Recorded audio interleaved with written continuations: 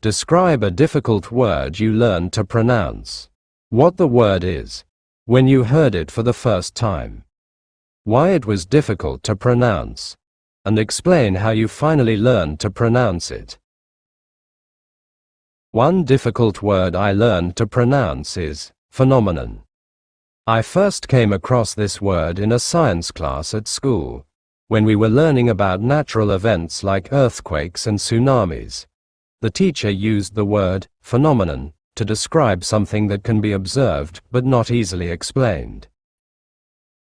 At that time, I found it very hard to pronounce correctly.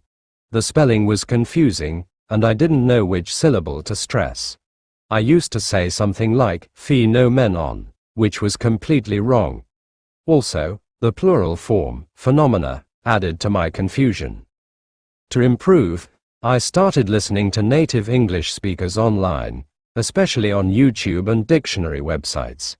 I also practiced breaking the word into parts. Phenomenon. I recorded myself and compared my pronunciation with native speakers. After a few weeks of practice, I finally got it right, and now I feel confident using it in both writing and speaking. Learning to pronounce this word helped me improve my listening and speaking skills, which is very useful for the IELTS test. One difficult word I learned to pronounce correctly was entrepreneur. At first, I found it challenging because the pronunciation doesn't match the spelling, and it comes from French, which has a different sound system.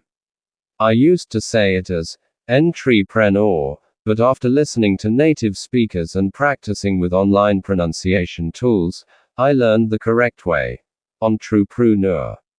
It took time and repetition, but now I feel more confident using it in conversations, especially when discussing business or innovation topics in the speaking test.